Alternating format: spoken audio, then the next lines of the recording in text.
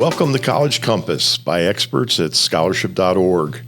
For the past 42 years, the staff at the George Snow Scholarship Fund and scholarship.org have dedicated themselves to empowering young people and ensuring they have access to the resources they need to succeed in their educational journeys.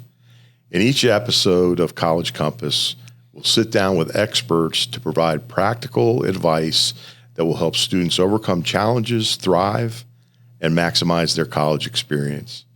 My name is Tim Snow, and I'm president of the George Snow Scholarship Fund and scholarship.org.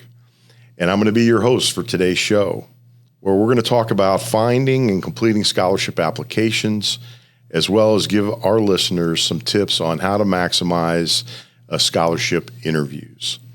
And we're really fortunate to have with us today two exceptional experts who share a passion for empowering students to succeed. So joining me today is Deidra Moreland and Kyle Stewart. Deidra serves as the director of Upward Bound for the Glades region at Palm Beach State College for the past 2 years. She's partnered with our staff to visit local high schools, guiding students through our scholarship application process, from assisting them with essays, writing, to empowering students to pursue their dreams. Deidra brings student-centered expertise and motivation to our conversation today. And joining Deidra and I is Kyle Stewart. Kyle is the first vice president, investment officer at Wells Fargo Advisors, and he's been a dedicated volunteer to the George Snow Scholarship Fund for over 14 years now. He serves on our board of trustees and a couple of important committees that we have. Kyle's experience brings deep understanding of what stands out in scholarship applications, and he brings to us also some ideas on how to do well in your scholarship interviews. So I'm going to ask our guests just to kind of hold tight for a minute, because I want to talk a little bit about some of the questions that we get as scholarship providers. And one of the most often asked questions is, when should a student start researching and applying for scholarships? So I guess I answer that really in a couple ways, but the bottom line is it's never too early to start researching those scholarship opportunities. I would say, as a general rule, you could really kind of start that in the summer before your senior year of high school, but I've got a qualification for that, and that is really you might want to consider looking into these opportunities in your junior year, and I'm going to explain that in a little bit. And another question that they have is, how do I research? How do I find out about these opportunities? And of course, there's a million resources that are available on the internet. I like to recommend a site called the College Board. If you go just Google College Board Scholarship Search, they're going to bring you to a page that's going to show tens of thousands of scholarship opportunities. But what I really like about this particular site is I know that the data that they're giving is current, and I also like that you can search by your city or your county, so you can narrow these opportunities down to some of the more local opportunities like ours, like the ones that we offer at the George Snow Scholarship Fund. And then the other thing that I would really highly recommend to students researching scholarships is go to your high school counselor, your guidance counselor. Many schools have a counselor that's dedicated to educating students about these opportunities. And that's kind of where I think you should begin to do that in your junior year. Because obviously the counselors are not going to be available to you during the summer months. And so if you can establish that relationship with the counselor in the junior year, and then pay attention if you've got friends that are high school seniors, in your junior year, look at the scholarships that they're getting, because the counselors and a lot of those scholarships are very local type scholarships like our organizations, where we serve a particular county in South Florida. And those counselors can direct you to those opportunities that are going to be, right for you. And then I would say the other recommendation I would have is just get yourself organized with this, because you're going to come across a lot of different opportunities. And so I would encourage anybody that's undertaking this kind of a project to start a spreadsheet listing all of the opportunities, and also listing things like, when is the application available? When is the application date closed? Maybe on the spreadsheet you want to put the link to the application, a place for notes so that you know where you are in the process, and also find out where you might call to ask questions if you have questions on the application. And then there's I guess I'll touch briefly on this, but there's a lot of applications that are national in scope, and it might be for $1,000 scholarship. And you kind of have to ask yourself, how many applications are they going to get for that particular scholarship? And is it worth your investment of time? If you look at our scholarships, we'll get about 1,800 applications. We'll award almost 400 scholarships. So that's like 20% of the students that apply to our scholarships are going to get it. And when you throw out the many students that don't qualify because of their income or something like that, it's well worth your time and energy to fill out that kind of a scholarship application versus competing for something that's national in scope with a limited return and investing a lot of time in that. And then the other thing that I want to encourage people, and young people particularly, obviously, who are applying for these scholarships, is there are scholarships out there for almost every career track, almost every vocation. And so if you want to go to a technical school or vocational school, or it's a 2-year program, a 4-year program, or even a certificate type program, there are scholarship opportunities out there for those students. And so don't let that discourage you. So now that I've kind of given you a little bit of a background on that, let's get into a conversation with our guests. And basically, Deidra, I'm going to start with you. And I think probably an appropriate question to ask you is, what advice do you have for any student who's like apprehensive about this? Because it is kind of intimidating, right? This whole process. And so for somebody that's hesitant to apply for a scholarship, and maybe because they think they're not going to get it. I tend to tell the students that the only guarantee that you won't get something is if you don't apply. And so I say, hey, worst case scenario, you get a no, and you've heard no before. And so we process and talk about once you get the no, how do you keep going and keep pivoting, because so many no's produces a yes. And so hopefully that will produce a routine with them. And that routine will get them to the yes, and it won't be so overwhelming with the scholarships. Well, I think that's good advice. And before we got on camera, if you will, we're talking a little bit about the things that I hear from our scholarship recipients after they do get our scholarship. And it is amazing how many of them say, I never thought I would get something like this. Right. And yet somebody encouraged them, like you, or a counselor or a parent, and hopefully us here today encouraging them to fill out these applications, because you would be shocked. Somebody may be intimidated by it, but it really is worth the effort to put into it. Absolutely. So, Kyle, let me ask you, what are some of the common mistakes that you see when you're reviewing these applications of ours? Like, you'll review in a year I don't know, probably 60 or 70 applications, and you've done that for us for 14 years. So I'm guessing you have probably some good suggestions or at least some comments on things that you see as a reader that would be helpful to our listeners. Sure. Thanks, Tim.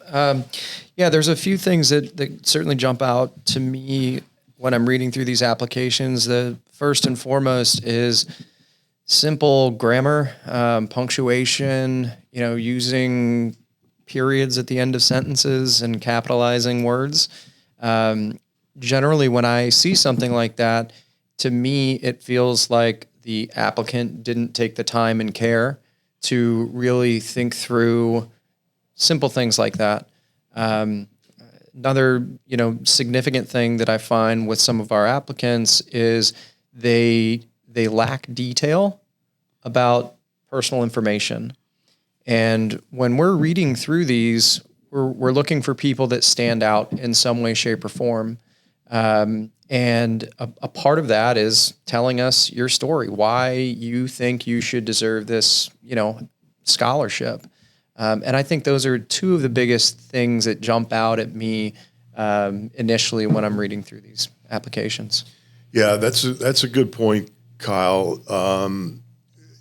Our scholarship application and probably most scholarship applications really are designed to give us a picture of the student. And if the student doesn't tell us about something in their life, maybe a challenge that they've overcome or something, we have no way of knowing what that is. And it's interesting because, when you read these applications, there's a lot of kind of reading between the lines, and like you might see that their address is different than their parents' address, but they don't, which might mean they're not living at home. But unless the student explains that to us, we have no way of knowing that. And even though it may be a difficult circumstance for the student to communicate to us, it's important that they do that, because those are the kind of young people that we're really looking for, who have overcome challenges and in spite of those challenges, done very well. And so the more they can tell us about them, the better. Deidra, let me ask you, probably one of the toughest part of a lot of applications is writing the essay. And I know that our staff's mentioned that during some of the presentations that you've joined us on in the local high schools here, you've got a method of sort of showing students that it's not as difficult as they might think. Can you tell us about that? Yeah, so what I've learned is that they connect the college scholarship application with maybe their ACE lit paper, right? And so that's full of research and all of that type of thing. So I kind of pulled somebody from the audience to help just simply ask them questions. And those questions kind of give us a little more detail about themselves. So it's simple questions. What's your name? What school do you attend? What grade? What's your major?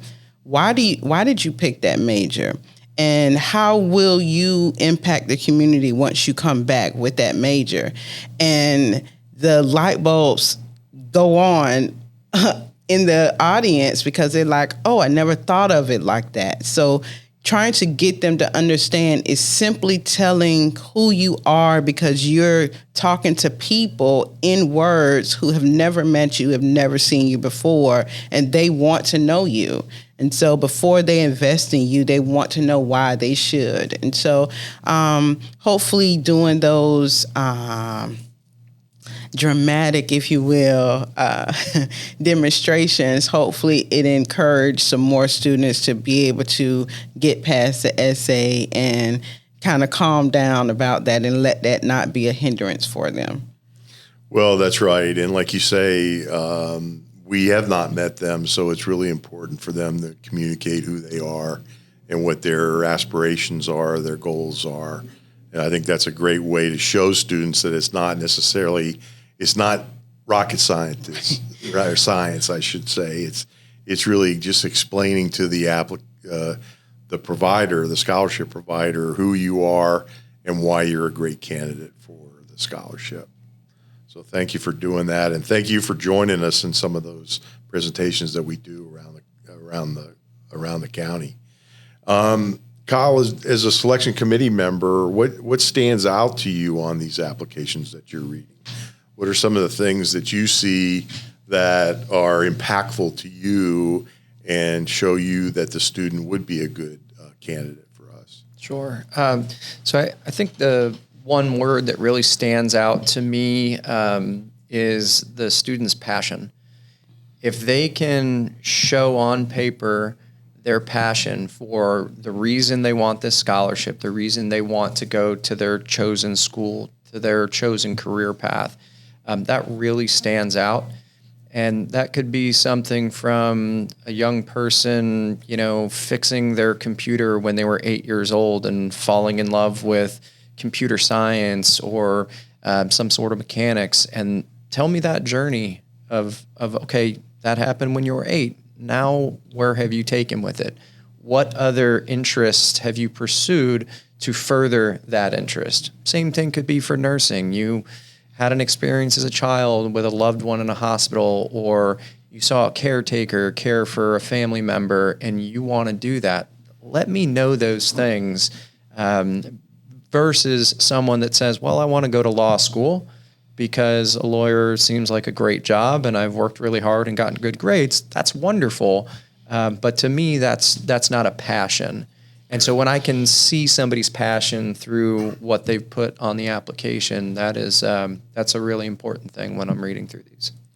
Well, that's a good point, and that's what we're looking for is a passion that the students have, and whether it's just and how have they shown that passion through their high school careers, and maybe it doesn't even relate to necessarily what their chosen field of study is, but they're involved, they're leaders in their community, and so those are some other things that I think we all look for when we're trying to select somebody who's going to be a good investment, for the money that we're giving away.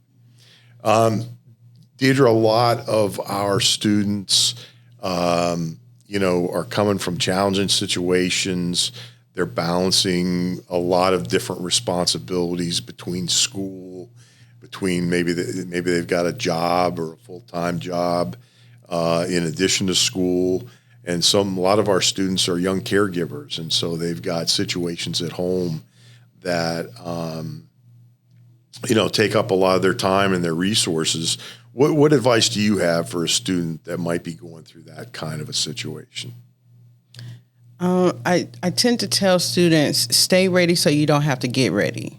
And what does that look like? Already have your essays done. Already have your resume ready. Already have official transcripts ready to go, stamps, envelopes, letters of recommendation. Already have that stuff, both physical and electronically. And my speech every time is, if someone walked up to you right now and said, hey, I have a scholarship for you, but it's due in 30 minutes, you need to be able to produce. And even if you have all these things juggling, like most students do, if you're ready, it will take you less than a minute to either put it in an envelope or put it in a file and hit send, because you're already ready. And so those are the things that you do maybe during the summertime before your senior year, as you discussed earlier, or even during your junior year, as you discussed earlier. So if you're ready, the balancing won't be a problem, because there are several students that have a heavy load, but because they were ready, they were successful. Well, that's good advice. That's really good advice. I never really thought about that. And a lot of times, like you say, they do become aware of these things in spite of the research that maybe they've done for different opportunities. They might see something on television that they weren't aware of before, or maybe it's a national program or something. And by having all that stuff ready to go, they can take advantage of that opportunity and pull the trigger, really quick and and get all the paperwork in and get into the process. So Absolutely. I think that's really good advice.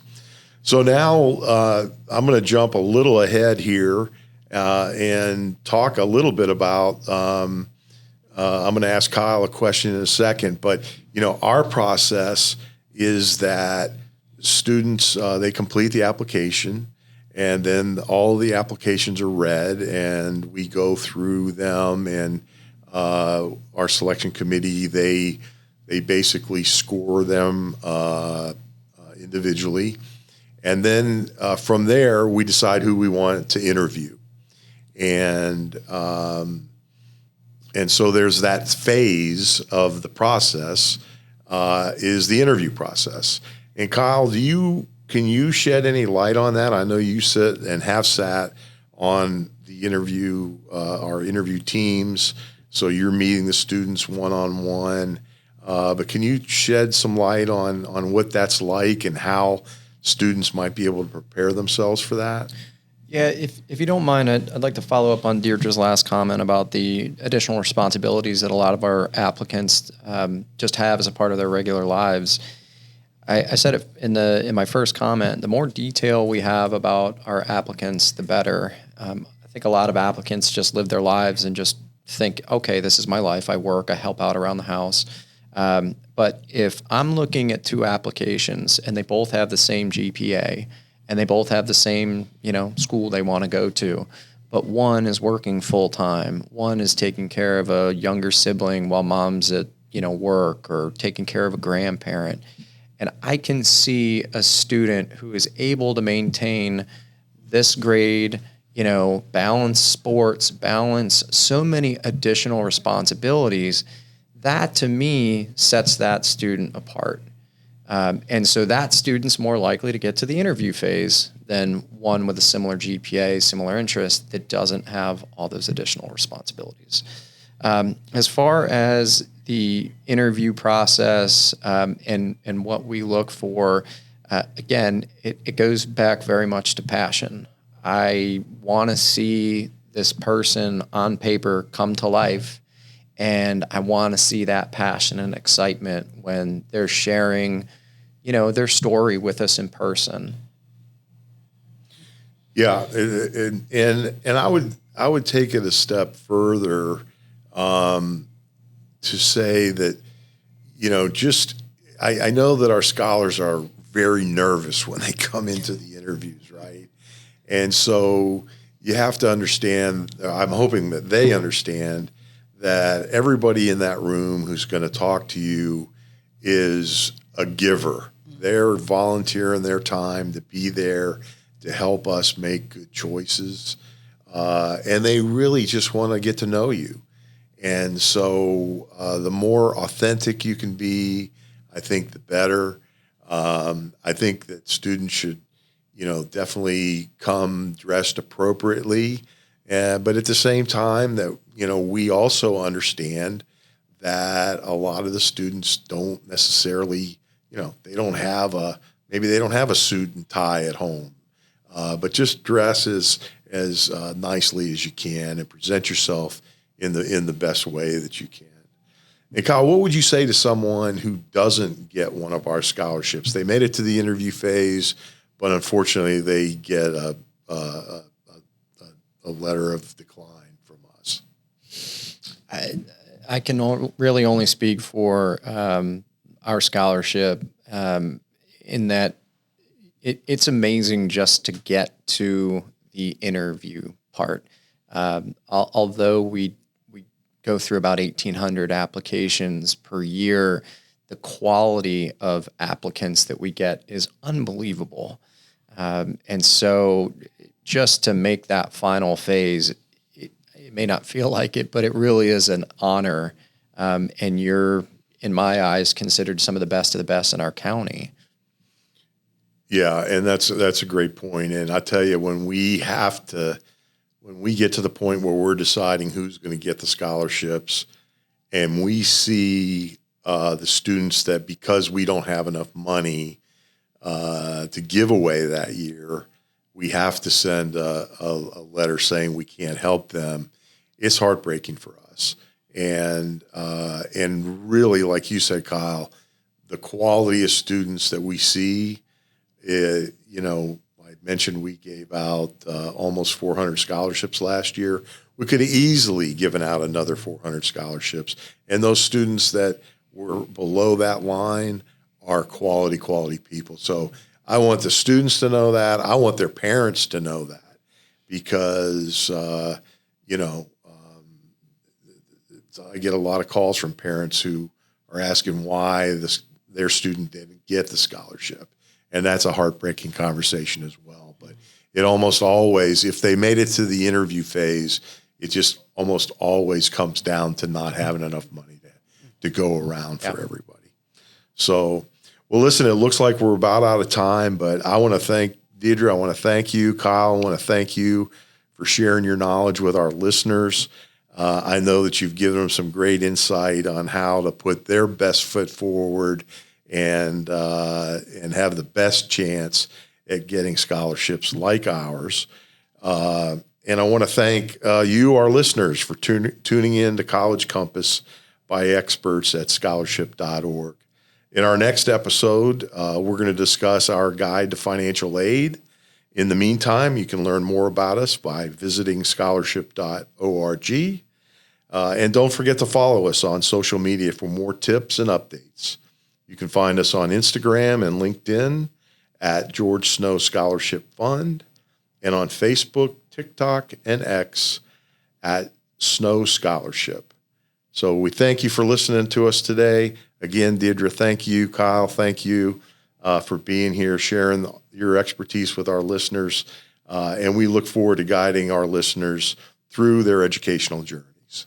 Thank you, guys. Thank you.